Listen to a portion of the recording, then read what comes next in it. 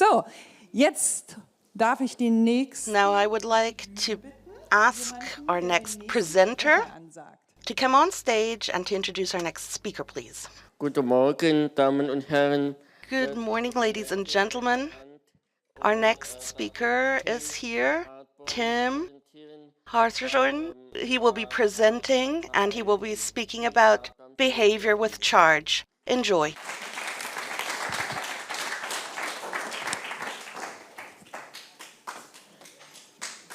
Thank you for that introduction, and I don't need this anymore. I've been so much enjoyed this conference, and I'm realizing I'm kind of standing between you and lunch and out of here, but hopefully I can make this worth your time. But my thanks to Claudia and the other members of the board for all their work. This is not an easy thing to pull off, and yet they do it year after year after year. So I think it would be worth taking just a second here to thank Claudia and the board for all that they do.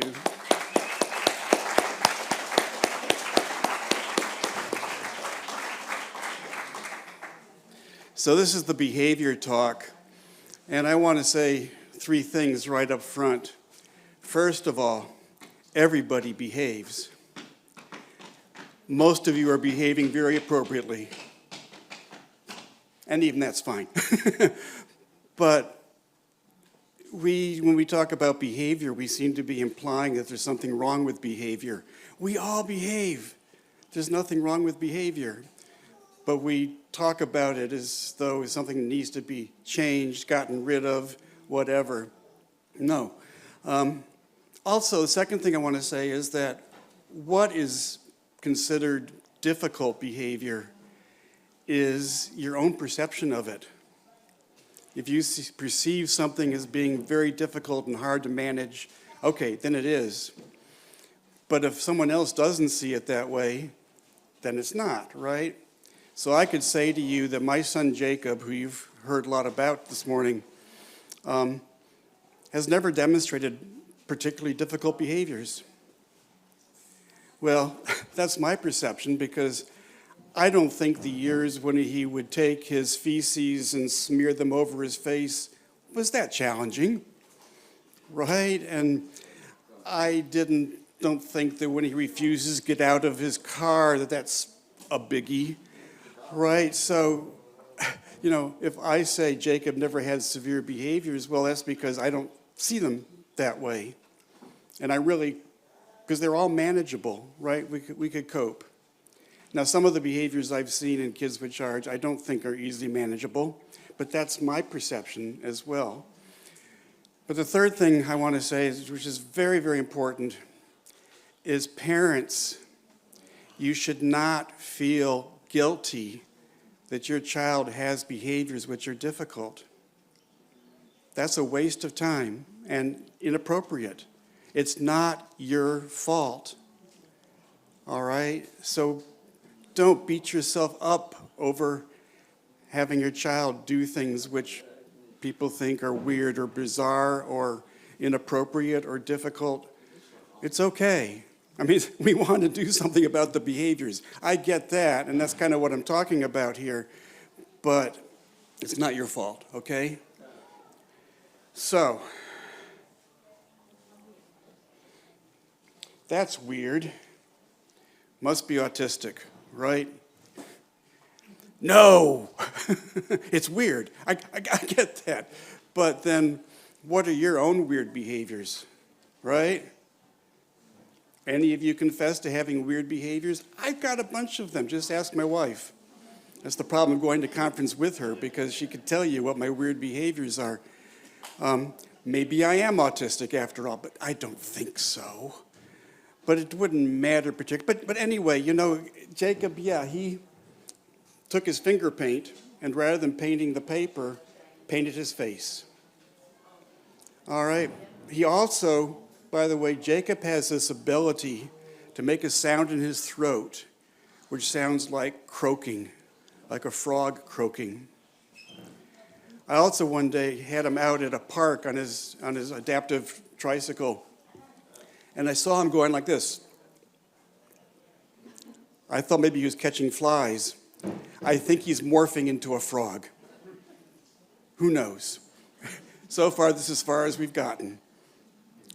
The problem is that we use these terms like autism so loosely. And I'm not sure that it helps very much, so I'll address that.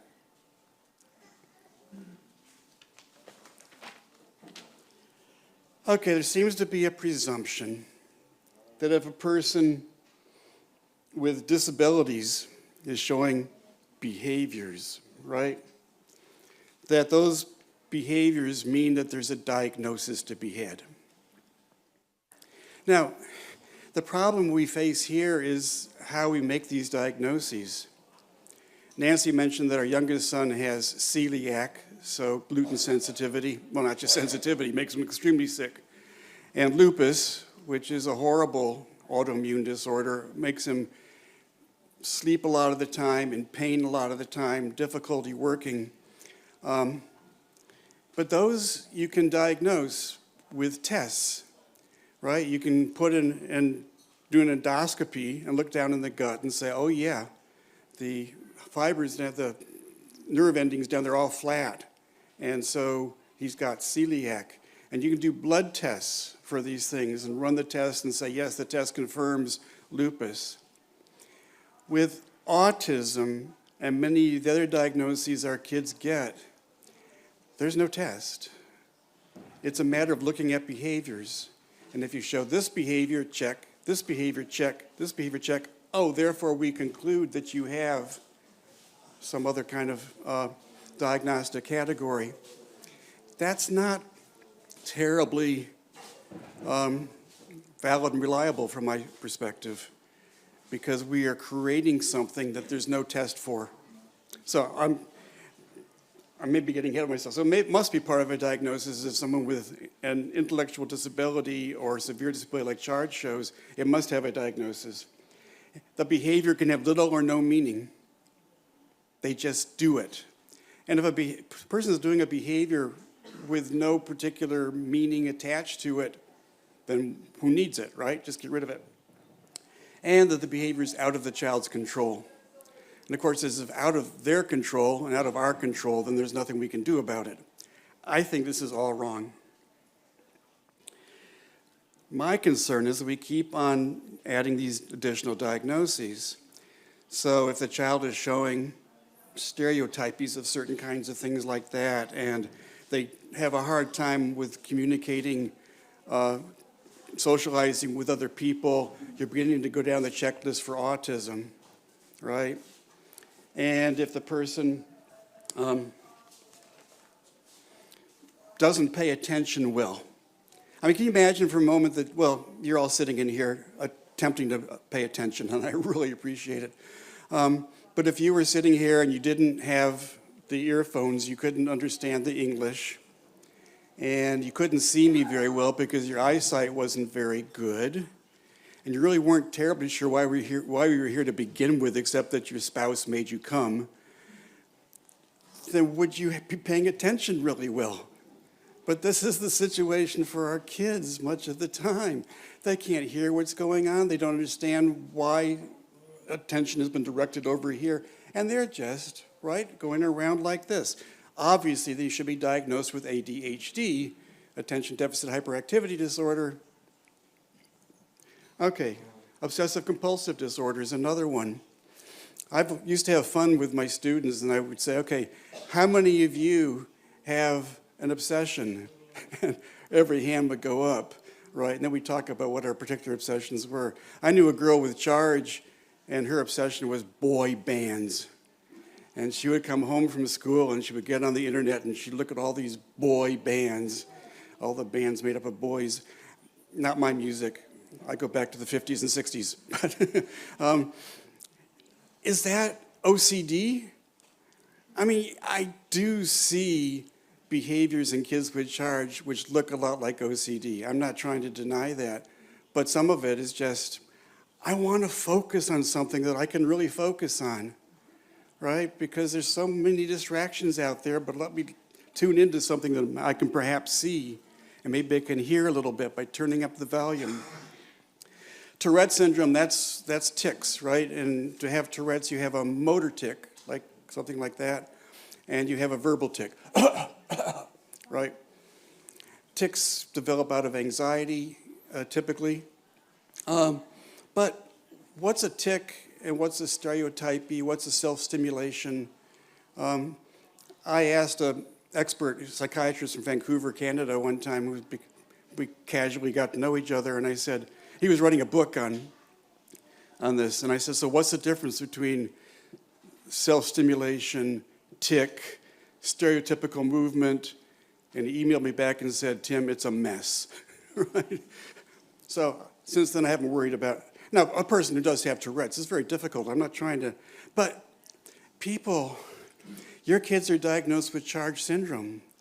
That's enough, okay? I mean, I said to the professionals the other day when they were in here, I said, look, you imagine as a parent finding out your kid has this thing called CHARGE syndrome, whatever the heck that is, but it's really bad. And then you come a little bit later and say, oh, by the way, they also have autism, and they have OCD, and ADHD. Isn't this a picnic?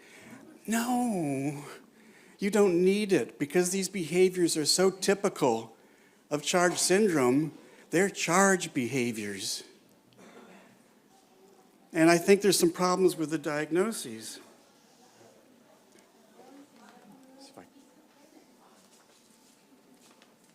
First of all, they create a reality which may not exist. So if someone says to you, no, if you say to someone, yeah, my child's diagnosed with autism, they have this idea of what that means, right? There's a reality around autism that these people are very strange and weird and, not very social and all these kinds of things. I've seen so many kids with CHARGE who are diagnosed with autism who will run and give you a hug and climb up on your lap.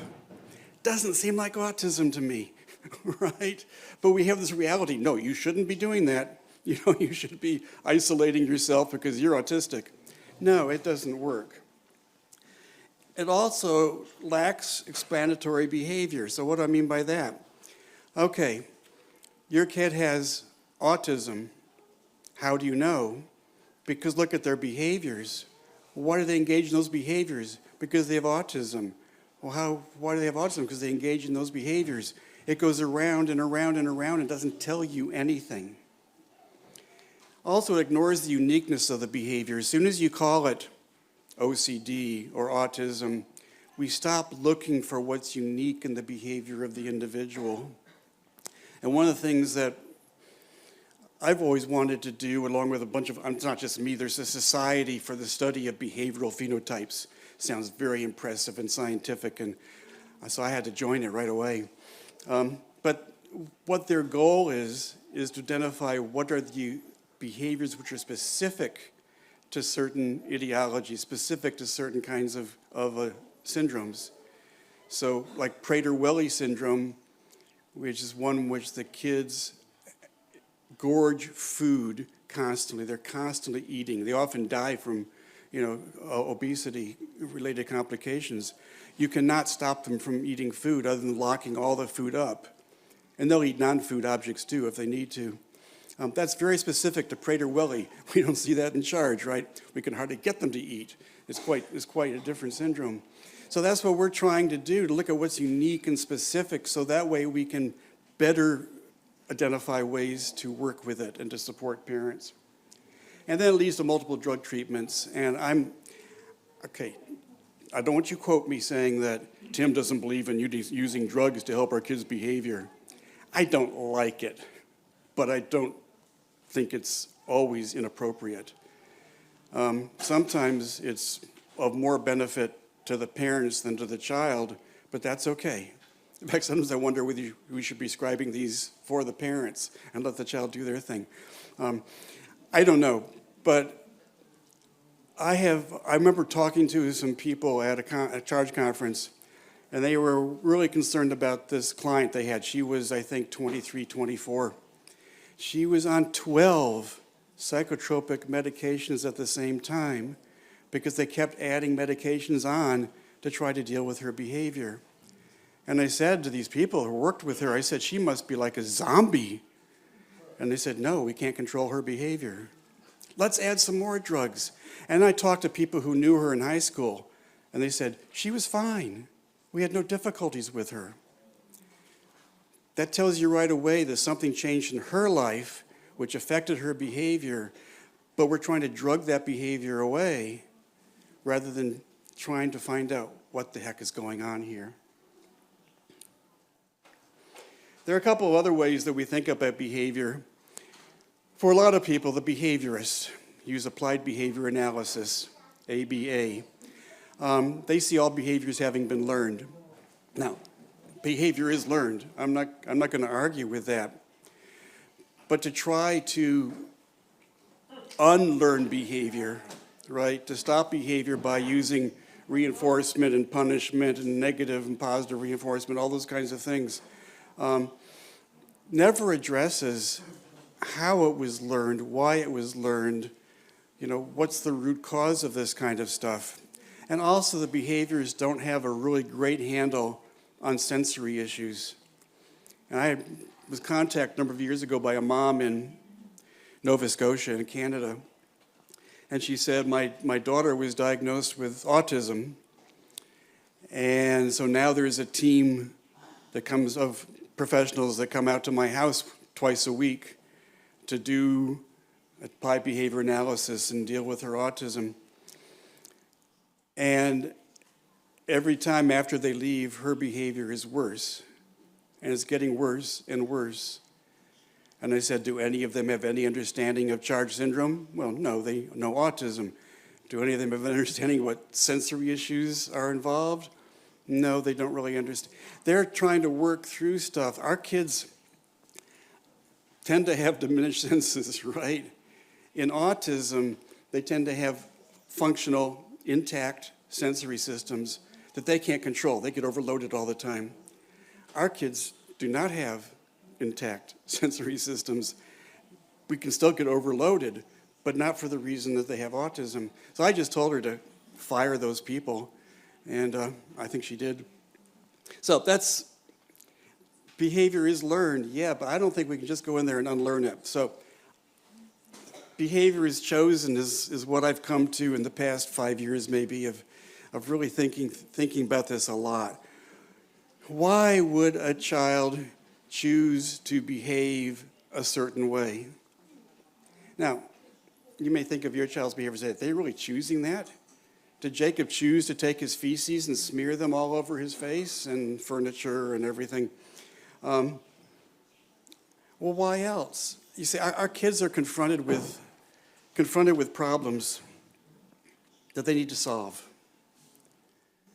And David Brown's lecture from yesterday kind of laid the groundwork for much of my thinking here about how the sensory impairments create problems for the children that they need to work around in some kind of unique way. So as soon as we say behavior is chosen, then we ask ourselves, I wonder why they chose that. And as you begin to understand what they are confronted with in their life right then, the behavior begins to make sense. That doesn't tell you what to do about it, right? But it does help the behavior to start to make sense.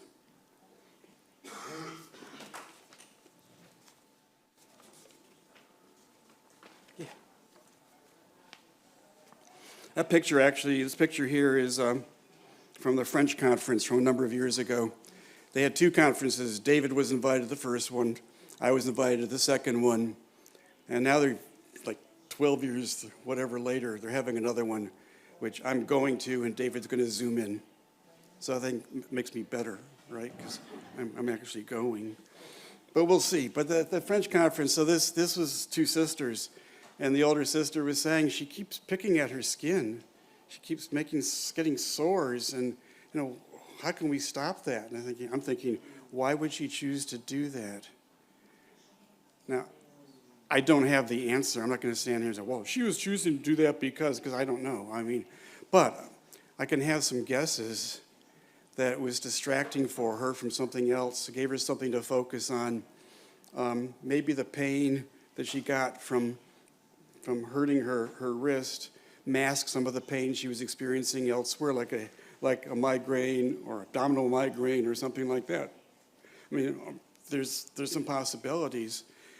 I knew a parent, she was from Florida, of all places, and she was emailing. I was actually in Australia with my friend George Williams, who's a pediatrician over there, and she was emailing and saying, I can't stop my son from doing this. Well, he tried tight gloves, and nothing works. He tears it off. And she said, he has no communication. And I was saying to George, no, he was biting so that he bled. He's biting his fingers until he bled. I said, that's communication, right? That's communication. And she said, no, I'm going to pull all his teeth out. So she pulled all his teeth out. I don't know how it went after that. I'm sure I got it to stop. All right. So, behaviors chosen.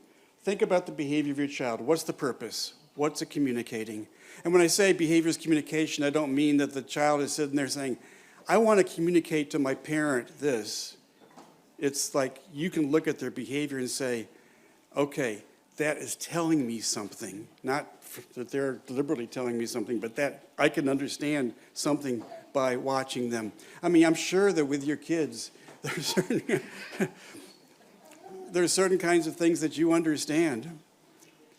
Jacob will take sharp objects and other objects and wrench his neck against them. That typically means ear infection, right? Just something we've learned. He's not doing it to say, hey, Mom, Dad, I got an ear infection. He just does that because it masks the pain that's going on in his ear. But we can read it as communication. So ask yourself, what's functional about the behavior? How does it help them? Ask yourself why your child is willing to accept the consequences. Like, now I've got all these sores on my wrist, but that's better than whatever. So I love this statement. I don't know whether David said it first or I said it first. My preference is that I said it first, but it was probably David. But behavior is often the creative solution the child develops to cope with their situation. I love the idea of a creative solution. I mean, here's a creative solution. A lot of kids with CHARGE hang upside down, right? And you don't see this in other syndromes. I mean, I'll look at the next slide here quickly here. I asked parents to send me pictures of their kids with CHARGE hanging upside down, and I got over 100. I can't put them all here, but in a couple of days I had a lot. Why do kids with CHARGE syndrome like to have their head down? Well, there can be a lot of reasons why they would do that. Now, this kid's watching TV. All right, so, you're all holding your heads up well, but it takes a lot of muscle to hold your head up, muscles in your neck to keep your head upright. It takes a good vestibular system as well, but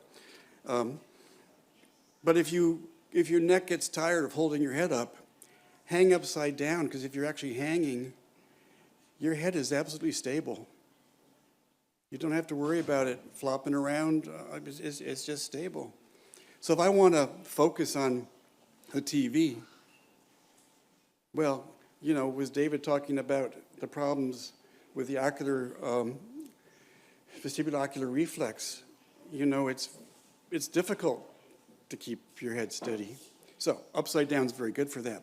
Another thing is, and David talked about this as well, is that we see out of our upper visual field. So that's why I'm looking at it all. I don't go like this, look at you from my lower visual field. But the upper visual field is typically blocked by colobomas. If I'm upside down, my lower visual field is now my upper visual field, right? And I can see straight ahead. Amazingly creative. Of course, he's also getting nice proprioceptive feedback by lying up against the couch the way he is. This is an amazingly creative way to solve the problem of vestibular, proprioceptive, visual, etc. Issues to watch TV. And there may be other occasions in which people want to do something. I consulted with a family in the middle of the United States, in Iowa, who wanted to hang upside down at school. But no, at school we do not hang upside down, right? So they wouldn't let her. And what do you think happened? Her behavior got worse and worse and worse. And so she was hitting and kicking people. So they isolated her behind a screen from everybody else and would hold her down. When she got home from school, she would hang upside down for 10, 20 minutes because that's what she'd been needing to do all day. You know, we tried to explain to them that maybe hanging upside down is not a bad thing to do at school. And they finally got it. They even quoted me, and quoted me fairly correctly later on. So that was good, but that's the issue we're faced with. You know, yeah, I move along here. So here's some summary kind of thoughts.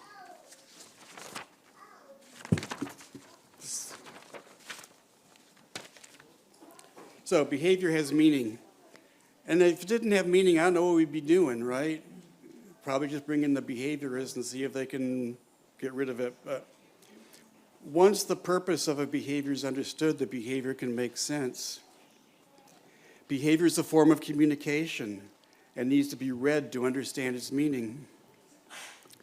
Trying to change behavior without first understanding it can be ineffective and even damaging to the child, and damaging in the sense that you're taking away the one solution they've come up with for the problem that they're confronting. Now, it's a bad solution, right? It's something we do want to change, but if you just take it away, for example, let's just give them some medication which will stop the behavior. Have you also gotten rid of the problem that they were trying to solve by their behavior? Because the problem is still there, then they continue to have problems. And I'll illustrate that again. Behavior can be the creative means by which the child is able to function.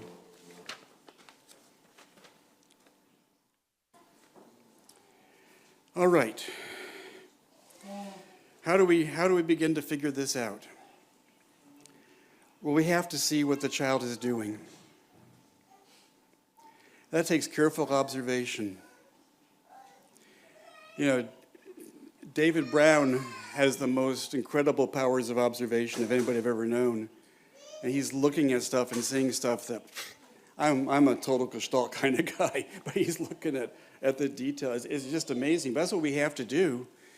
We have to be able to look at the different grimaces and the different movements of the fingers and all these kinds of things. And even if your child's running around the room completely out of control, what's their head doing, right? What are their arms doing? What's their posture like? Because those things can have some meaning. So we got to be able to, first of all, observe very carefully what the child's doing, and then to see what the behavior is doing for the child. People don't usually like that question when I ask. I say, but what do you think they get from doing this? If I knew, life would be better. But it's very hard to come up with that answer, but that's what we're seeking. What do you think the child's getting from it? To understand what it may be communicating. One way is to imagine if you could put the behavior into a sentence. You know, what might it say? I think this is really powerful, but it's also not an easy thing to do, but I'll give you examples. So here's Justin, made up, but he's a 9-year-old with CHARGE syndrome, but there is no such person as far as I know. So sometimes when Justin is touched, he hits. All right? So when he's hitting somebody after being touched, what is he saying? Well, maybe he's saying, I hate surprises. I wasn't expecting something. Now I'm surprised, and I hit when I'm surprised. Maybe he's saying, I don't like being touched. And you just did that. By the way, with CHARGE, light touch typically drive them crazy. You probably all learned it's the firm touch that works. Keep touch firm. I wanted to acknowledge your presence. Hey there, pow, right?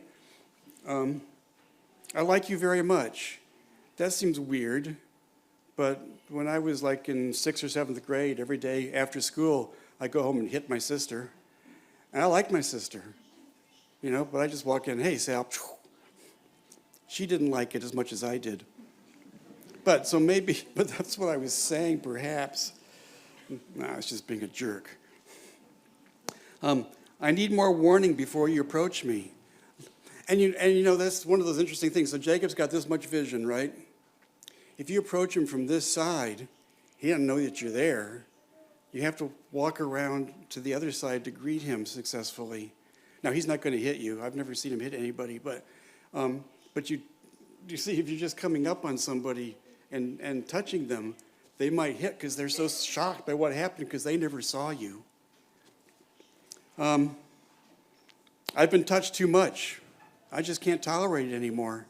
You know, poked and prodded from infancy on up by doctors and hospitals and all sorts of people. I was telling you I'm ready for work. Now, most of us don't hit somebody when we're ready for work, unless, you know, sometimes I'm ready to start presenting. Cloudy is outside somewhere talking to people. She needs to come in here and start the session. Now, I didn't go out in the hallway and hit her.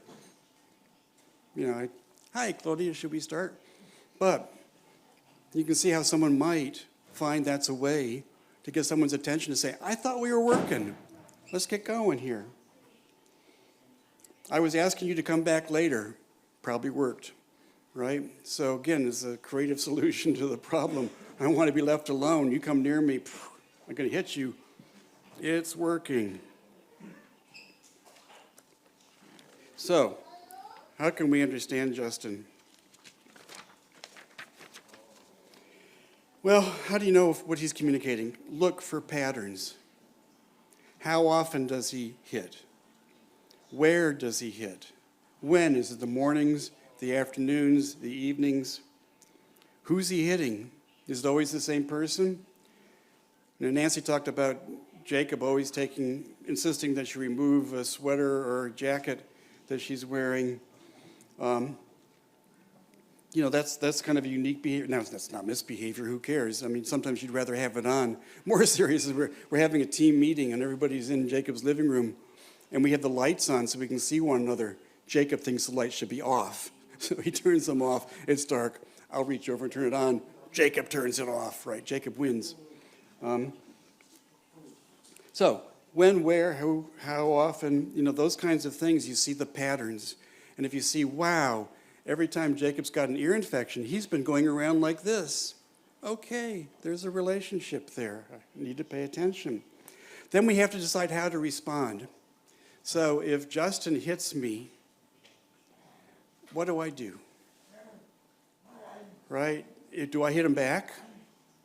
If I hit him back, what does that communicate to Justin?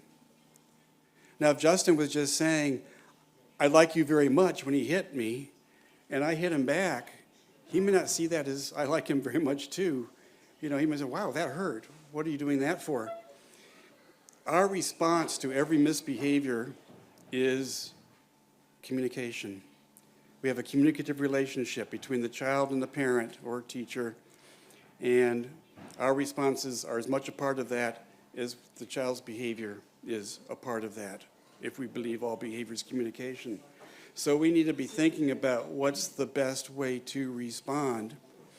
One of the things that I know from parenting literature and experience of a bunch of children is that sometimes doing the unexpected works really well. So if a kid comes up and starts getting really aggressively angry, I might give them a hug and say, you're terrific. That's not what they're expecting, right? They're expecting punishment and dad coming down hard on them. So the hug just breaks the whole cycle of what's going on there, changes the nature of the communication. Now, you can't do that in every situation, I understand, but think about how Justin's behavior and how we respond is that communication system. It builds relationship, it builds trust. A little bit more on that. It's a communication relationship. Behavior is the foundation for building communication. You know, babies, right? They have their different cries, and moms tend to be pretty good at identifying, oh, that's the hungry cry, that's the tired cry, that's the bored cry.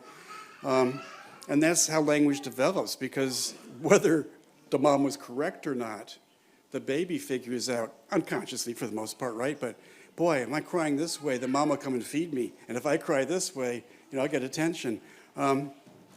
So that's where language and relationship and communication all come together.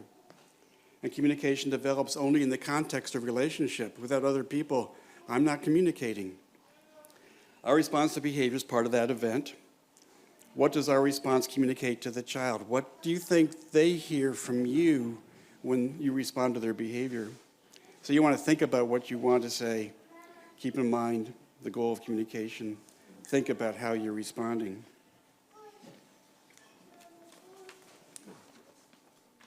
All right, stress. Any parents stressed? And we're all thinking about getting home and have to be on the highway or the airplane, and oh gosh, that's just awful. So you're already stressed just about that, let alone stressed over all the work that you've had to do to keep yourself in a calm state for the weekend. I mean, it's hard on us too. But our kids have a lot of stress. And stress leads to really interesting behaviors, right? I mean, think about your own behaviors. You know, if I'm stressed, I've been known to raise my voice, right? Because I'm stressed. Nancy will say, you just need to eat. No, I don't need to eat. Yeah, not fun. So stress can come from unpredictable environments. And traveling with a kid is fairly unpredictable in lots of different ways. And being here at the conference is fairly unpredictable. So I would predict, with an unpredictable environment, you could see a lot of behaviors here. There's also communication frustration. I'm trying so hard to talk to somebody in whatever form I've got, and they don't understand me. You know, some of our guys here are signing like crazy, and I don't know sign language. I especially don't know German sign language, and that's very frustrating and get in the way of a relationship, right? It's not just that. Many of you speak German, it turns out. You know, who knew? And you're really good at it, I've noticed. You speak German so well, and I don't, right? So there's already a communication difference, and so you might come up to me to ask me a question, and we don't understand each other, and that's very frustrating. We deal with it because we're competent adults, but our kids with CHARGE don't deal with it that well. So some of the behavior comes out of that communication frustration. Then lack of sense of control or agency. You know, did they many of the young adult and adult people with CHARGE did probably want to come here very much. But some of our kids just came because we made them come, right? And so that's what opportunity do they have to say, yes, I'd like to come, no, I wouldn't like to come. I mean, even simple things. I used to go in when I did most of Jacob's daily care because I'm very organized, follow routine. Nancy, not so much. She did a lot of his house stuff, right? And she does the medical stuff because I'm hopeless with medical stuff. You know, so if I took him to the doctor and came home, well, what did the doctor say about, I think he said, why did you prescribe this medication? Jacob, I don't know, just prescribed it. Well, did you ask that? So I don't do medical stuff mostly. Nancy does that. But she couldn't remember to feed him. You know, we had to be tube fed. It was like every 2 hours. And Nancy, did you feed Jacob? Oh, gosh, no, I forgot. Would you do it? Sure. And I just stopped asking. I just did it. So I get him up in the morning, dressed and all that stuff. But I would take 2 shirts out of his drawer and hold them up. And he would push one away so he got to wear the other one, right? I mean, that's a little bit of agency for him, a little bit of ability to make a decision. And it's a tiny decision, but it reduces stress. When you have no ability to make any choices, then what do? We just withdraw. Might as well be in prison because there's nothing I can do. I worry that sometimes in schools, kids are giving no choice about anything. You just have to follow the rules. I understand it. I love rules. I'm a rule follower. But there are times when I like to have an input. Dysregulated arousal. Our kids can go from 0 to 100 in a matter of 2 seconds, right? Where they seem to be really calm, everything's going really well. Suddenly, there's this explosion. Where the hell did that come from?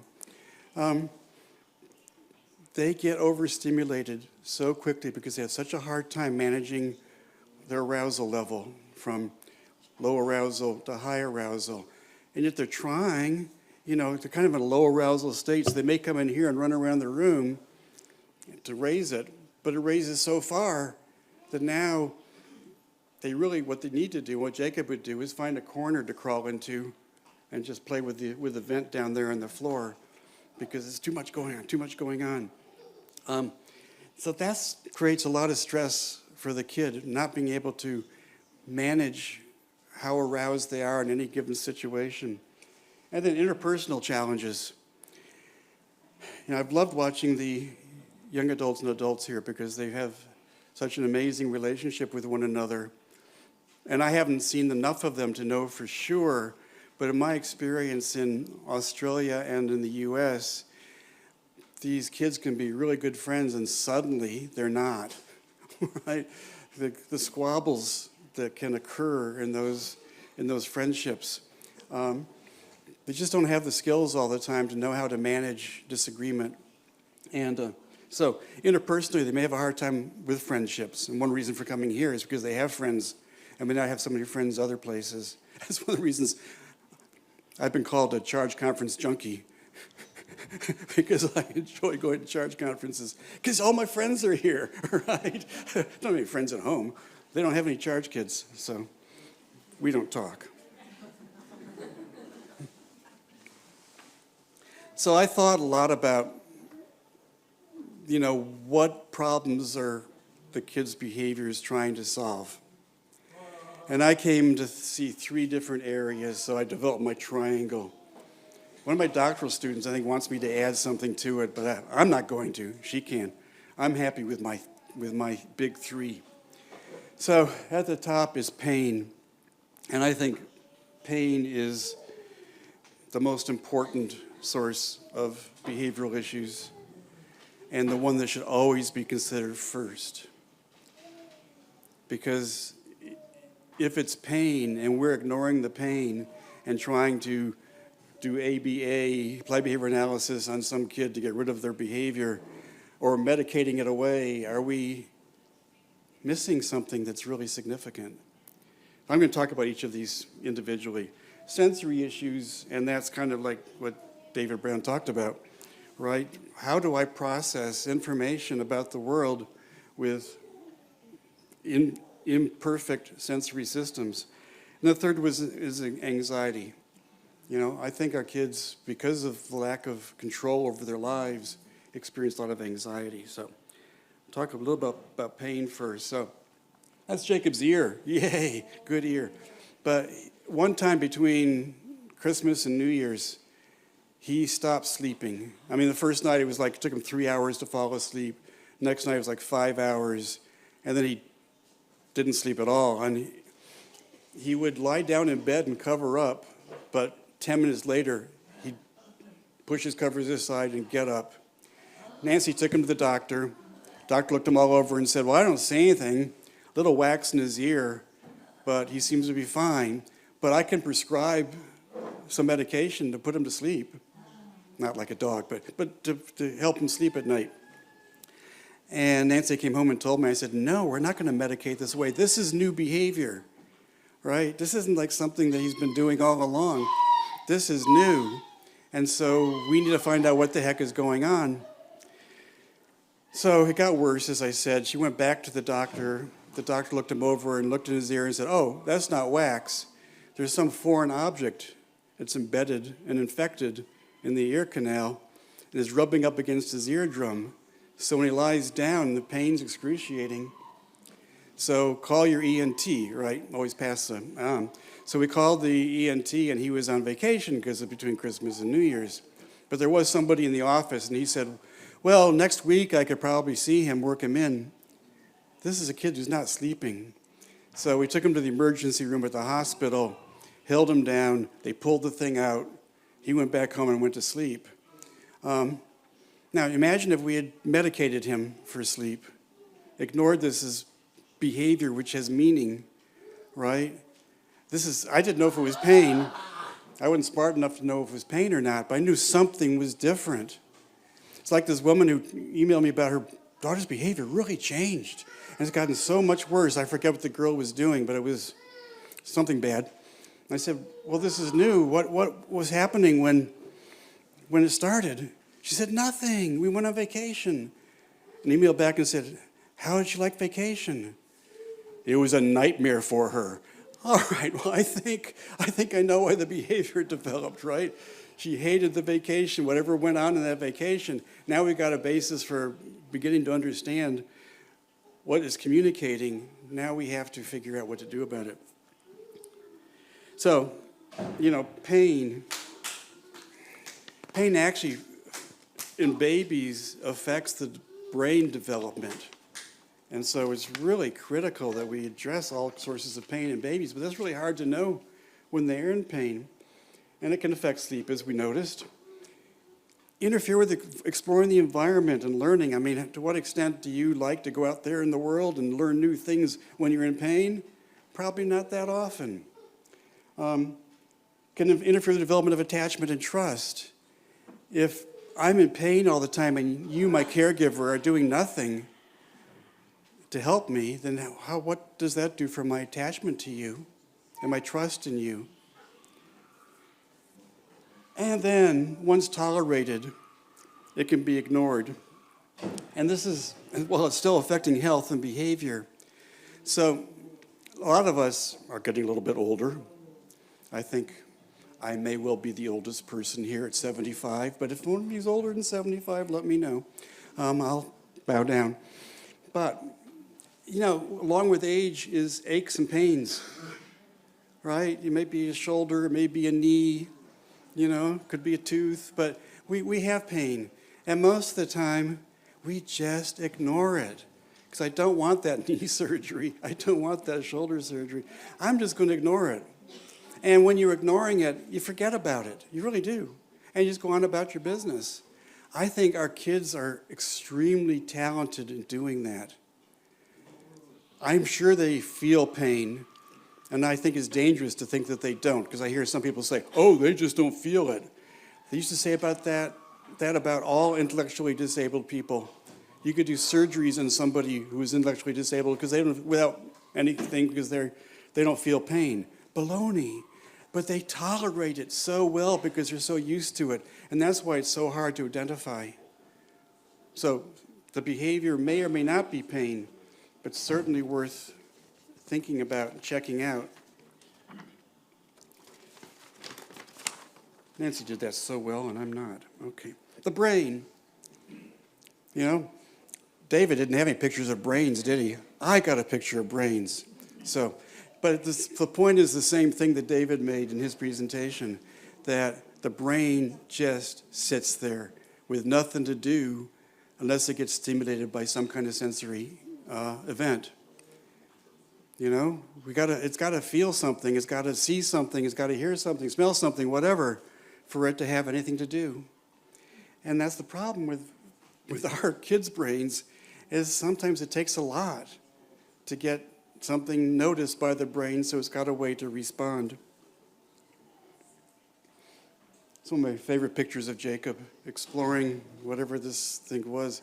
We had a college student who did his photojournalism project on Jacob by following him for a year and taking pictures the whole year, and that was one of them. Sensory processing problems.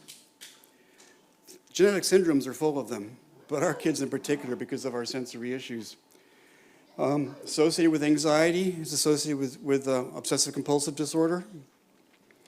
Even incidental sensory events may overload the child. And we talked about the arousal level. It could have been suddenly there's some wind coming in from that doorway, which would be super nice. And the kid feels this wind, and suddenly their arousal level shoots up. It could be a kid in school is just walking down the main aisle of the room, and the kid's sitting next to it and feels that wind and can't tolerate that. So, lots of different things. May lead to sensory self-stimulation, and our kids do a lot of self-stimulation. But we need to intervene carefully to avoid meltdowns. But it's so hard, isn't it? Because it happens so fast, we don't know to intervene before the meltdown occurs because we didn't know what took place. And suddenly our kid's melting down, and we say, what the heck happened there? But very often it's just a sensory experience that they had, which they couldn't control, make sense out of, the brain wasn't sure how to respond to. Okay, anxiety. That's Jacob without finger paints. But it's also, from David's lecture, what's he doing? He's holding his head steady. He does that a lot, to hold his head steady, so that he can see. What do our kids have to be anxious about? My gosh, we take care of every little need, right? Life is sweet for them. Well, of course, that's the problem, is they don't know what the heck you're doing and why you're doing it. I mean, if you think about, what do we like to know? We like to know what's going on. What are we doing right now? I'm not sure, but I got to sit here a little bit longer, right? What are we going to do next? We're going to push some food down as quickly as possible and get the heck out of here. What did we just do? We got up in the morning, had to get those bloody suitcases packed and put in the car. Well, we're constantly thinking about these kinds of things. But sometimes for our kids with charge, they don't know what's happening. Jacob could be lying on his daybed by the window that Nancy showed you. And then suddenly I go over and I say, up, gets up. He doesn't know why he's getting up, right? But he's getting up. And I take him out the front door. I don't know why we're going out the front door. And I stick him in the car. Are we going shopping? We're going to drive 10 hours to visit Grandma? You know, what's going on? I was quite happy lying there in the daybed. And suddenly, you know, you're taking me off somewhere. If this happens a lot, can you imagine lying there kind of anxious that somebody might suddenly be coming over to do something to you? And if somebody's approaching, you go, oh no, what's this all about? And we don't do enough of letting them know not just what we're doing at that moment, but what the plan is. That's why we have all the, Nancy showed you Jacob's calendar for the week. He's got a shift calendar of all the things he's going to be doing during the shift, because we want him to be prepared for what's going to come next. I know so many kids, they ask the same question over and over. Maybe you've heard it. Are we going home today? Yes, we're going home. 2 minutes later, are we going home today? Yes, we're going home. Are we going home today? Bloody goddamn it, we're going home today, right? You get sick of that, but they don't know for sure because they get let down, and life hasn't been all that predictable since they've been here, and we've been doing different stuff, and some of it's fun, some of it's not, I don't know, but that's the source of so much anxiety, and I think so much of the behavior that we see is just this uncertainty all the time of what's taking place. It's obvious to us, because we can see and hear, right? We can prepare. People tell us things. We ask questions. Our kids are asking questions, and we get tired of giving answers, and maybe it's not the answer they need. Maybe when they say, we go home today, they mean, we're going to do this, this, this, this, and then get in the car, right? I don't know, but I know that's a big source of anxiety. All right. Where we're not sure what's going on, we become anxious. We can engage in behavior which expresses our feelings, and they do. And we engage in behavior activities that help us feel more secure. I think sometimes when Jacob's locking his feet in the seatbelt in the car and not wanting to get out, it's because he feels more secure if he's sitting in the car or not sure what will happen. He does this especially with new people, right? So I don't know if they're going to know how to handle me. And there's one person who's relatively incompetent as a worker. We might have to get rid of her, but he's particularly hard on her because he knows he doesn't trust her. So I feel much better not getting out of the car with this person. It's fascinating to watch, very frustrating for everybody. So when we think about behavior, is it due to pain? And don't be satisfied just because one doctor says, no, there's nothing wrong, because as we know, there can be. And I don't know if your kids are as good as my kid. If he's getting an ear infection, we can see the behavior and take him to the doctor. His ears look fine. The next day, take him back to the doctor, and his ears are red and infected. He can tell us before the doctors can see it. I knew one woman who had to go to 3 different doctors at least. She finally got to a gastroenterologist who said, oh yes, They're getting extreme pain of gas pain through constipation and the whole processing, as Kim described in her lecture. So you may have to hunt for a while to find out what it is. Typically, I think ear infection, headaches, gastrointestinal issues of gas and constipation, but obviously anything is possible. So is it due to pain? Are the sensory systems over or underloaded? And this weekend, probably mostly overloaded. And is the person anxious? All right. So one of the things we need to do, and I didn't show it with my little triangle, but I had the middle of it, I wrote self-regulation. Most of us learn to regulate our behavior growing up, early years of our life. Our kids don't typically know how to regulate their behavior as well as we typically can. So, plane travel. I ride on planes a lot. And I don't mind being on a plane is fine with me. I don't worry about it crashing, particularly, because it's so rare. And if it happens, it happens. But getting to the airplane makes me terribly anxious. I want to leave early. My wife doesn't want to leave early. But I have taught her through my behavior that it's better to leave early because Tim will not be a nice person to be with if we leave a little late.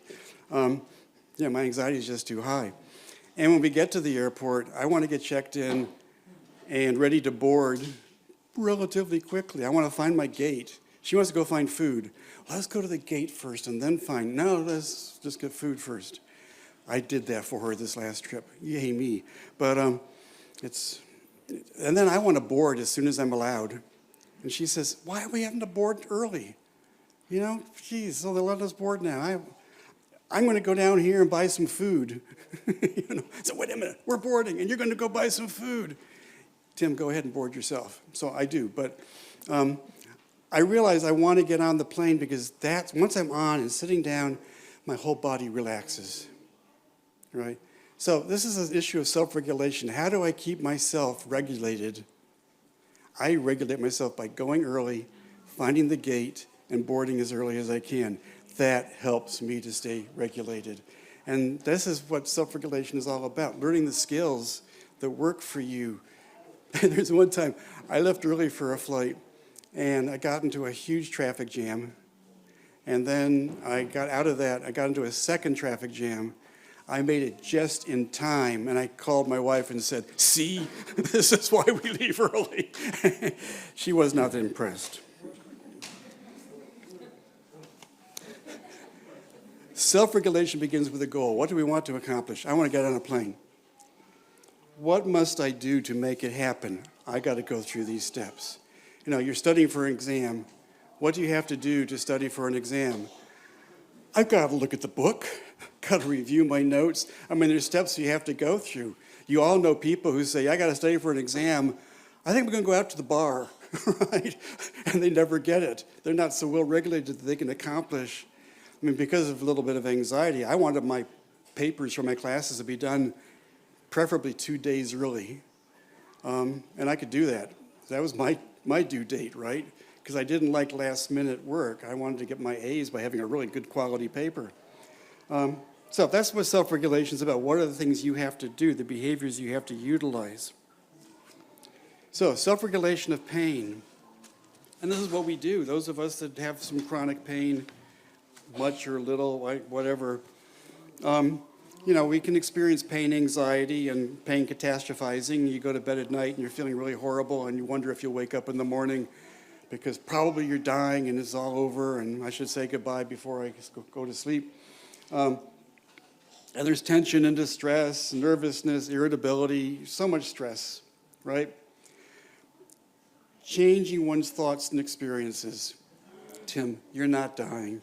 You'll probably feel better in the morning. You can go to the doctor if you need to. You know, there are things that you can take care of. And nighttime's really tough, right? Because we don't have distractions, and so that's when the pain tends to be worse. That's when our self-talk becomes most important, convincing myself that I'm really okay. Things like meditation. You know, the kids were doing Tai Chi today. Tai Chi is wonderful. Yoga, they tell me, is terrific. I did yoga, I did 2 sessions, and then I broke my leg, and so I never went back. So back with yoga. But and then distracting ourselves. You know? Read a good book, watch a TV show, go for a walk if your pain will allow it. But these are things we do to regulate our pain. And the problem is teaching our kids with CHARGE to know how to do some of these things, which is why I like the Tai Chi and things like that. This is self-regulation of the sensory systems. You know, our kids are experiencing a problem they need to solve, and they can solve it by hanging upside down. In this case, she's getting lots of compression on her head, which David really likes because it gives lots of proprioceptive feedback throughout the body. So she knows where her body is, and she can integrate her senses really nicely. So our kids are finding their ways. Our job is to help them do it. Now, feces smearing can be considered a way of regulating sensory systems. You know, from when you have the first sensation of a bowel movement to when you very nicely spread it all over the place. If that's self-regulation of the sensory system, let's find some other material that might do the same thing. So we went to Play-Doh and slime and all sorts of sensory things that he could, he can paint himself with finger paints. That's fine. So there's some, you know, something that works as well to self-regulate the sensory system, but isn't as obnoxious for us. This is self-regulation of anxiety. The R word, routine. I like routine, as I said. It keeps me happy and secure. I've said to many audiences, so you won't be the first, but having a predictable environment and routine and being relatively self-regulated is really helpful for our kids because they settle into predicting what's going to happen because they know what we're going to do next. Not everybody's good at that. My wife is not good at that. She just, you know, if I'm out of town and she's at home, she's up late at night, she sleeps all morning, you know, she does this is all messed up from my perspective. It's wonderful for her because she's not stuck to Tim's way of doing things. But it does help to make kids less anxious, to have a sense of predictability. So give it a try. 2 more slides, and the last one is just a closing thing. So, if this was easy, the things I'm talking about, I'd have nothing to talk about. There'd be no behavior problems because this is easy and you all solved them. So you'll go home and you say, no more behavior problems ever. This is wonderful. Boy, Tim's a genius. This is great. Patience, persistence, the courage to be imperfect. You know, I've looked around, observing all weekend, a lot of imperfect people here. Have you noticed? You know, if not in yourself, at least you notice it in other people. What I think is really important is to have the courage to be imperfect. It takes a lot of courage to say, okay, Tim, you're not very perfect. That's okay. I have the courage to be the imperfect person that I am. It's like embrace your weirdness, right? You know, that doesn't mean you're autistic. Just embrace your weirdness. It's good. No, patience, persistence, courage to be imperfect. And come back, of course, for future workshops and trainings and weekends. And the most frustrating thing about behavior talks is that I can talk for a long time and haven't solved your problem. Oh, well.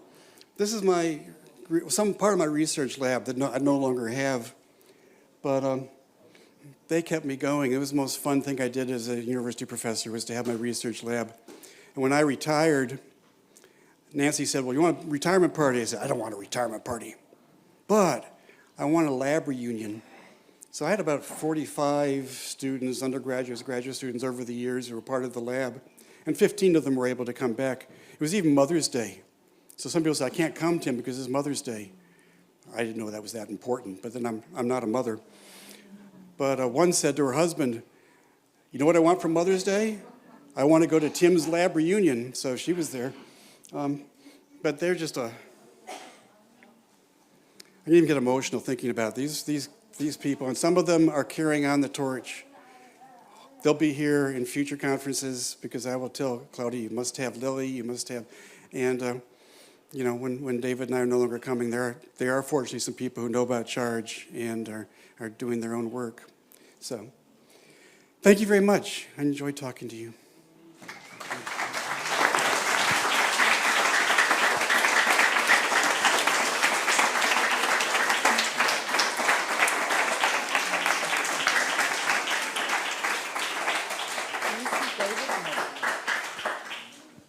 Ich glaube, David ist noch nicht hier, sonst hätte ich... David hasn't arrived yet, otherwise I would have just handed him the microphone immediately. Since he isn't here yet, I think we may have time for a question or maybe two.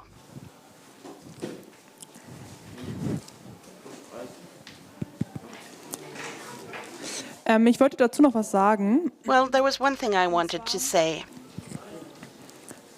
Also, David hatte ja auch schon bei dem Vortrag vieles... David, in his presentation, mentioned a number of the points you made too with respect to self-regulation, and I read a lot about this topic. I think it's really interesting, because typically, when my father watches me when I'm eating, for instance, he says I scratch my head a lot, and then he says I should stop scratching my head, and that makes me really angry. And I read, and it's always been that way at school, I've always scratched my head, and I've always been told to stop, or I've been asked why. And I noticed myself, it makes it so much easier to concentrate if I scratch my head. Does scratching your head bother you at all?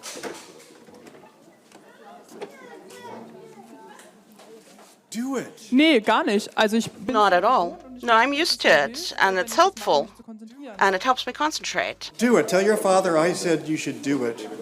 And he can come find me in the States if he wants to talk about it.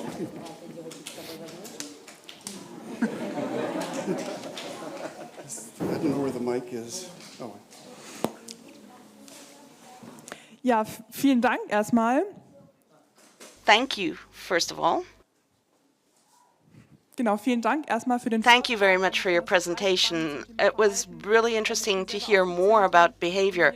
I'm a teacher myself, and I realized that many children who can't hear, children with CHARGE syndrome and who use a CI, children who can't hear at all, I see in their behavior often that whenever their parents don't know how to sign and use sign language, it changes their behavior.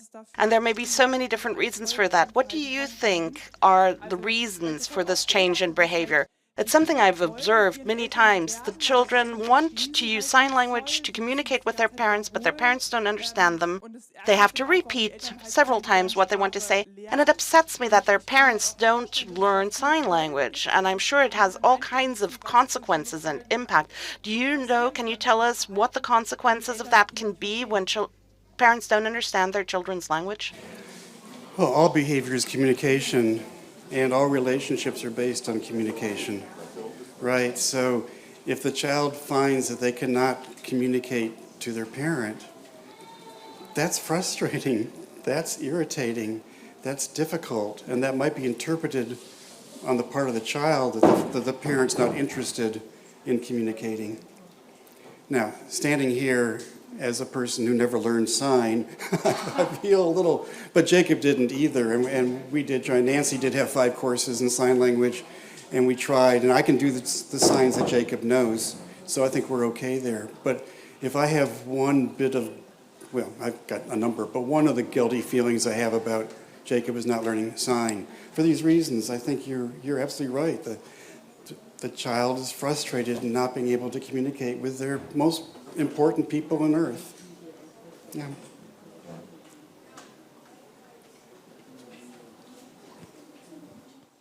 Ja, genau. Also es wäre besser, wenn alle Menschen... Absolutely, exactly. It would be so much better if everybody spoke sign language or used sign language. It would be so much easier for everybody, for the children too. and we wouldn't have these terrible consequences.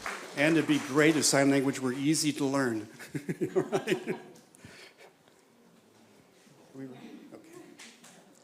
Also, ich hätte auch mal eine Frage, und zwar, wenn I have a question too. Those who have CHARGE, when they become adults, they go through puberty, das Verhalten auch noch mal auffällig. and then their behavior changes too and becomes more difficult. Is that different for people with CHARGE, or is it the same as in all other people who don't have CHARGE and go through puberty and become adult? Do they all struggle with these emotional chaos situations and have this difficult behavior during that time? Basically, yes. I mean, puberty is the same for people, except some have to have help to go through puberty. You may have to take, Jacob has testosterone shots every 2 weeks, and he'll need to continue to have those. How difficult the behavior comes with the hormones of puberty is something which is not everybody agrees on exactly. There are lots of reasons why puberty occurs during adolescence, right? And so adolescence is a time of social problems and trying to figure out who you are as a person and figuring out what adulthood might be about, and all those kinds of things can also create, emotions and behaviors. I think you would just support somebody going through puberty with CHARGE as you would somebody going through not with CHARGE. That is, be a good listener, supportive, and if behaviors increase. We can see when Jacob gets his testosterone shot, he's a little more forceful for a couple of days. Not aggressive, but forceful. So he might move somebody out of the way a little bit harder than he would otherwise. But that doesn't last long. So I don't want people to get so overwrought, because I hear from parents saying, we're not going to let our child with CHARGE go through puberty because we don't want to deal with that. And that is upsetting to me. I think every child has a right to go through puberty. And also, for medical reasons, it's good to go through puberty. So, yeah, it's going to affect behaviors in some way, just as your social setting and your whole environment is going to be influencing behaviors as you move into adulthood. Ja. Vielen Dank, Tim. Thank you very much, Tim. Ich habe David schon gesehen. I saw David a moment ago. Here he is. Ja, ich würde gerne das Mikrofon direkt And I would like to hand the microphone to David straight away. gebeten, die We've asked him once again to speak the closing words, and he did not say no. You can come. Yeah, no. You can come up here. Ja, weiß immer, dass bei mir nicht Nein sagt. He knows I don't take no for an answer. Hello again.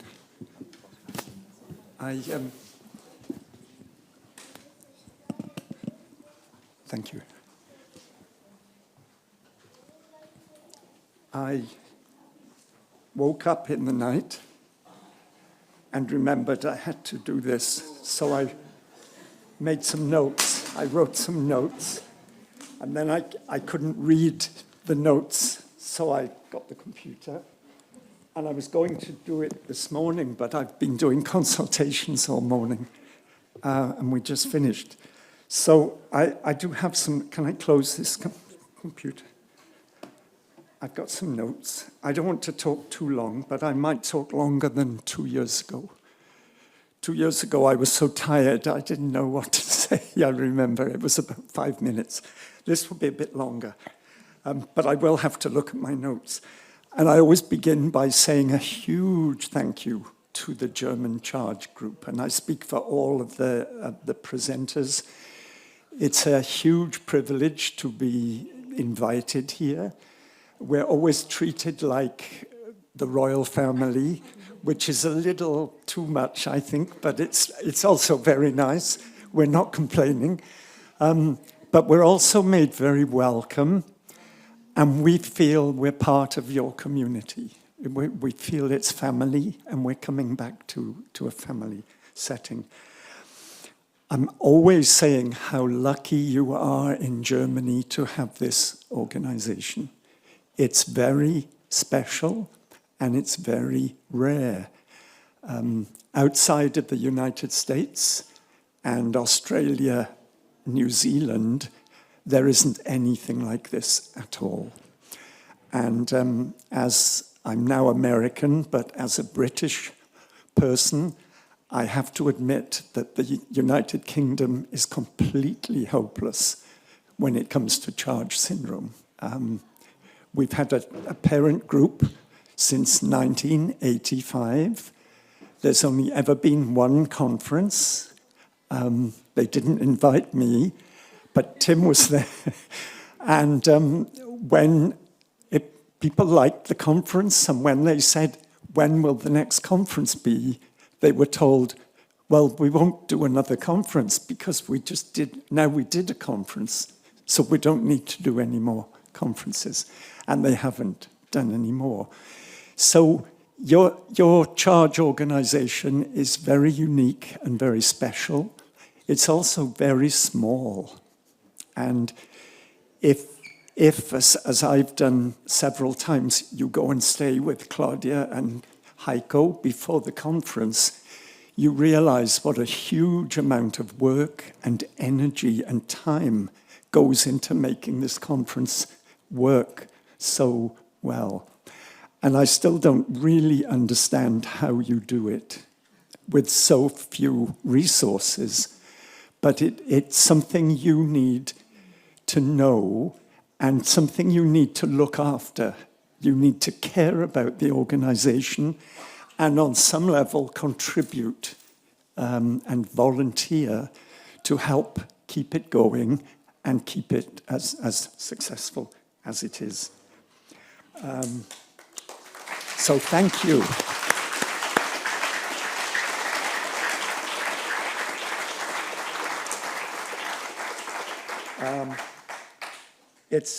It's always interesting if you write ideas down at 3 o'clock in the morning, because you really do find it very strange when you look at it at breakfast. But I can make sense of this one. One of the themes of this conference, more than ever before, is people asking why we are so interested in CHARGE. Why are we so passionate about it? There are so many conditions, there are so many syndromes. Even in the deaf-blind world, there are so many different conditions, but nothing captures us like CHARGE has done and fixes us. And in Tim and Nancy's case, it's obvious because you have Jacob, but many parents in the United States have a child with CHARGE and they don't turn into Tim and Nancy and international experts. They share a passion which we share as well.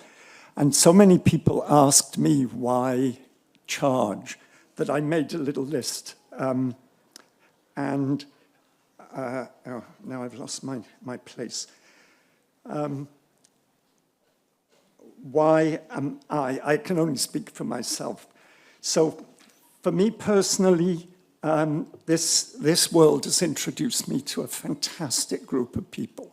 Many of them are in this room. And I don't just mean the presenters who I'm here with, who are my friends, but I mean many of you parents and even a couple of people with CHARGE syndrome here in Germany I would consider my friends. And I was particularly pleased that Yanis introduced me yesterday because we go back a long way. And he's always impressed me. Even though I know him, he does things and I think, wow, I didn't know you could do that. CHARGE has introduced me to a wonderful social circle and community. The complexity of the syndrome intrigues me. I said this yesterday. I still want to know more about CHARGE syndrome. I'm still trying to learn. I don't learn as much now as I did 20 years ago, but I'm still struggling to extend my knowledge. And I know that's true of my co-presenters. We're still trying to learn and discover more about the syndrome. People with CHARGE are very misrepresented, and they are underestimated and overestimated all the time. And for me personally, I come from a long-standing socialist family in Wales, and I see it as part of a whole spectrum of people who are oppressed and undervalued and denied things that they should be entitled to. And that's why I get particularly mad when people use the word lazy to describe people with charge. And I know some of the people in the room feel even more strongly than I do about it. So I have a very strong sense of social justice towards the work that I do, and I know, again, that's true of my colleagues. I like notes on paper. On a computer, it keeps going blank. The technology is very poor, I think, at Apple. That's my opinion. Where am I? Oh, and something else I've said again and again. People with charge are great scientists and engineers. They experiment, they explore, they try things, they adapt. If it doesn't work, they forget it and they turn to something else. But they don't give up exploring and experimenting. And that can be a big problem for you as parents. It can be a big problem for teachers, but it's also a major strength.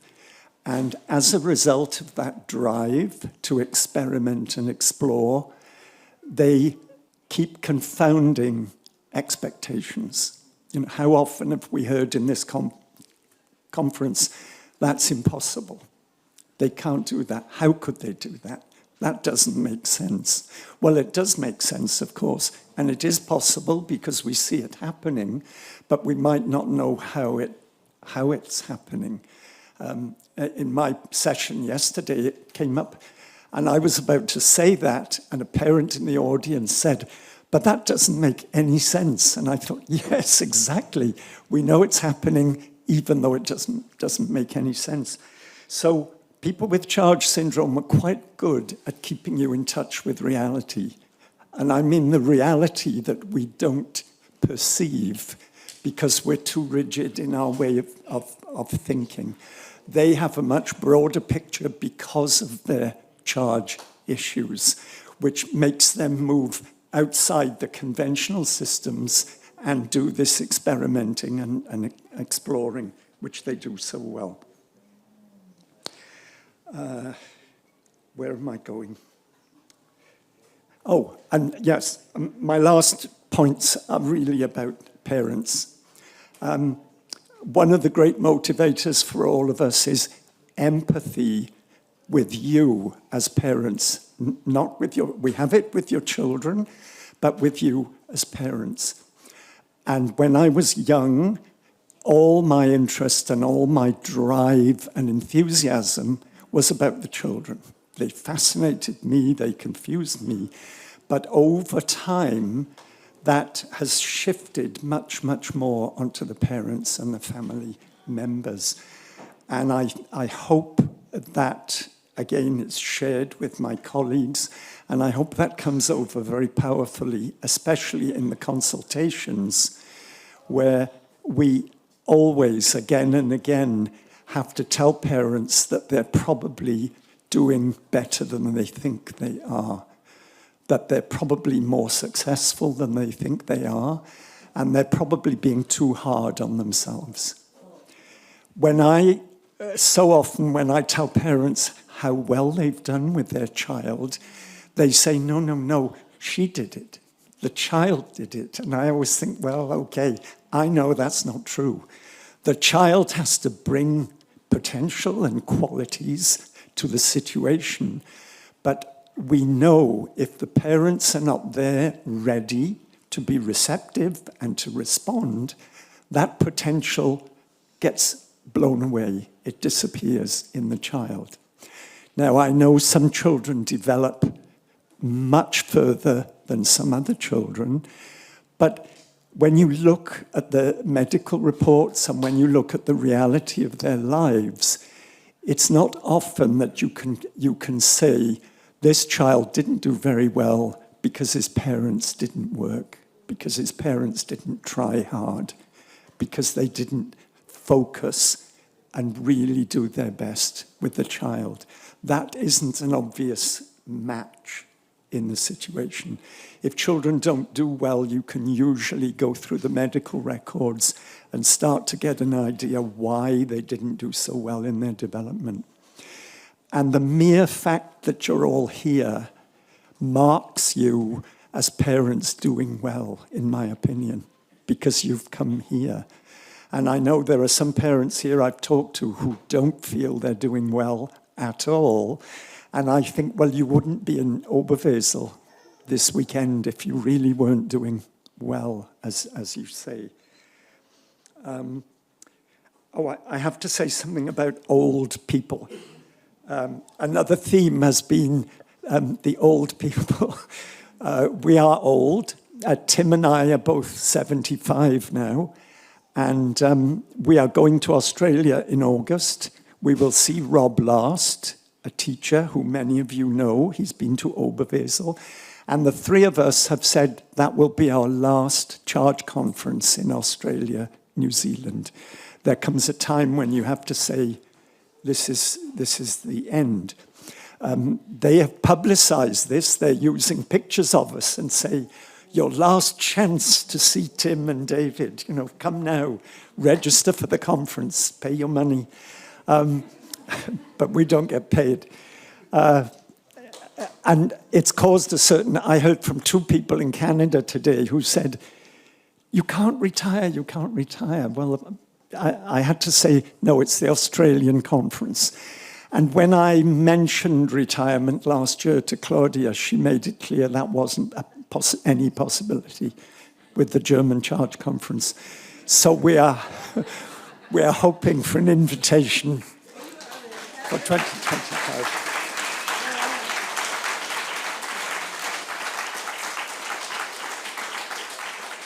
And then to go back to parents, 2 things.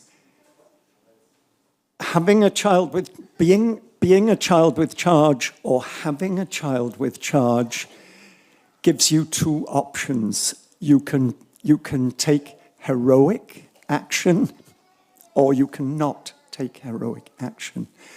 But you have to go to great lengths and extreme lengths in order to do the things necessary. Even to live with your child can be a heroic act. To do it without killing them or yourself, it can be a major achievement sometimes. And all of you go through better periods and worse periods, and it comes just naturally in a flow. I've always talked, because I used to be a baby specialist, the first time a baby with charge lifts her head off the floor is an Olympic athlete achievement. This is a huge achievement, and it doesn't get acknowledged, and it isn't really recognized like that. And then when I see people who are in the room with charge, who've come all this way, many of them on their own or with colleagues with charge, and who are living lives and who are communicating, and who did the best possible thing yesterday. They interrupted my presentation again and again and again and again, and I loved it. And somebody afterwards apologized to me that they kept interrupting, and I said, no, that was the best part of the presentation. And for me, they were interrupting me mainly to support what I was saying, because they know that what I'm saying is the real situation out there. But back to parents to finish with. I wrote a short piece a few years ago called Who Are You Now? And as an advisory teacher, I've observed parents and children. I go in to meet a child in the home, and it might be a baby, it might be an older child. What the parents never realize is I'm observing you as well, because whatever advice I give is based on the child, but it also has to be useful for you.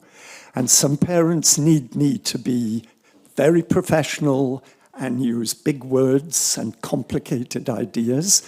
Other parents need me to be very relaxed and just a nice guy and talk about things in a very natural way. That's an important part of the job. But because of my role, there are parents who I've observed for 10 years or 12 years or more. And what always strikes me is how those parents transform themselves. The Charge Foundation did a webinar recently with a professional and 2 parents, and I knew the parents, 2 mothers, and they were very powerful. They spoke well. They had great authority. They talked about how they fought with the education authority to get their child's school right. One of the mothers spoke to me 8 years ago at an American conference. She asked to see me, and we sat in the hotel lobby, and she cried, and she couldn't see any way forward with her son, and she couldn't see that the school district would ever provide anything, and she was completely overwhelmed. And we talked, and afterwards we emailed a little bit, and then I never heard anything. I look at the webinar 2 months ago, and she's one of the parents. And she's now there like, you know, Queen Elizabeth. She's telling how it is and what the authority needs to accept and realize. And afterwards, I just emailed her to say I really enjoyed the webinar. I thought it was fantastic. And she wrote back and she said, "You won't remember this, but I met you at a conference a long time ago." And I said, I even remember where we sat near the main door of the hotel. And she said, "I was such a wreck then." And I said, "I remember it well." And I said, "You cried and you thought of moving to another state where everything might be easier." And she herself hadn't realized how she had developed and the skills she had acquired. And I think sometimes I say this as somebody who doesn't have a child with charge, and I say it with great respect. And I'm also trying to choose my words carefully, because having a child with charge is not a particularly good thing.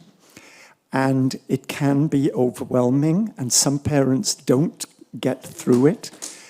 But if you do get through it, you acquire positive things because you have to. And those things are probably unrecognized by you because you're acquiring those skills of necessity in negative situations. And one of the great benefits of being in person at a conference is you can share so much in email, you can share so much on Zoom, but when you're in the room with someone, it's on an entirely more important level. And I can't imagine there's a single parent here who won't go home today better than they were when they came, with anxieties maybe reduced a little, with your knowledge, I hope, increased a little more, with a better, bigger picture of your own child, and with a feeling that you have perhaps more friends than you realized you had. And just in closing, to go back to how I started, these conferences are incredibly important on multiple levels. And I think Claudia and Heiko have quite a good idea of what you achieved in the conference, because parents contact you when you hear. But there's also stuff you never know about, and that's fine, that's inevitable. But giving people more understanding, more confidence, more security, and more clarity in their thinking, and maybe a little more in touch with their emotions is the most valuable gift of all. It's better than any medical textbook or any seminar you could go to, just being together.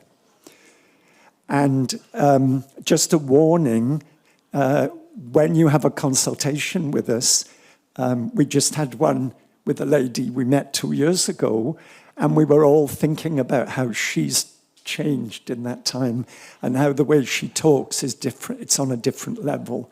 It's more mature. It's more insightful. So think about growth, think about achievement, and think about giving yourselves a break when you start to feel you should be doing more or you should be doing better. Because I don't think that's a legitimate way of evaluating yourself and your own achievements. And I'll close with the CHARGE organization again. It's fabulous, it's unique, and you need to make sure it keeps going. Partly so we can come back, but mostly for your sake. You know, I'm being a bit selfish, but mostly for your sakes, because there's no better way to go forwards with your child than to have this kind of resource backing you up. So thank you to the organization. Thank you to you for coming. Thank you for inviting us. And on to the future. And good luck going home.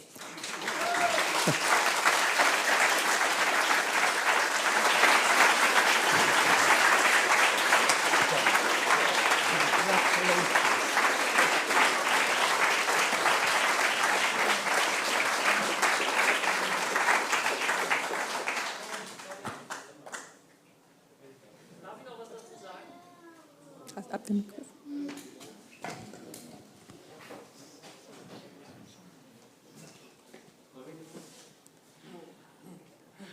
Also, ich wollte auch noch was dazu sagen. Vielen Dank. Yes, I wanted to say something. Thank you so much for the presentation. We were very happy that you were here. Thank you for being here. Thank you for the thoughts you have shared. And I really look forward to seeing you again in 2 years' time. And I hope that you'll stay healthy until then. We really look forward to having you here again. And I think it is important for the parents to speak with you, Dass die Eltern, denke ich, sind ja häufig to überfordert. go into consultations with you, because often I think parents are overwhelmed by their charged children and they need to be given ideas on how to cope with that. There are so many aspects to this, so many things that you have to take into account, and hearing impairment, all of the things that go hand in hand, things that you can uncover. How can I communicate with my child? Either using sign language or spoken language or pictures on cards to get into a state where you can communicate with the child. And that is really challenging. And just to maybe somehow find a way to make that happen. And I think it's definitely always a good idea for the parents to have the opportunity to talk about these things. Right. Meine Mutter hat halt früher Gebärden gelernt und deswegen. So my mom used to learn sign language, and that's why I can do this now, the way I can do it. Thank you. Ja, vielen Dank an David. Thank you so much to David. Thank you to Janis. Mehr viel dazu. There's really not much I want to add. Wundervolle Worte It's von David. wonderful remarks by David. Everything in a nutshell. Ja, wir haben so lange darauf hingearbeitet. And we've worked so hard and so long for the time to come that we'd meet here, and now the day of goodbye has rolled around already, and it's a large family. Whether we knew each other before the event started or not, we've re-met people we've known a long time. We had new people join in. It's so wonderful, and now the time has come to say goodbye so soon. We really, really hope we'll see you again in 2 years' time. So let me make it official. You are invited. Dear speakers, please come back in 2 years' time.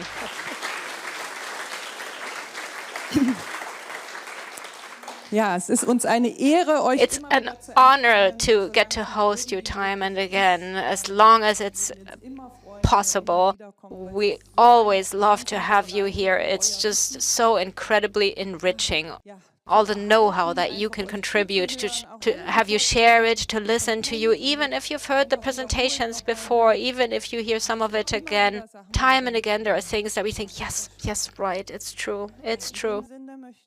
So, that said, we'd like to say thank you. Thank you to everyone who participated. It was wonderful to have had you here. We've had wonderful days with you. We'd like to thank everyone who helped. Thank you so much.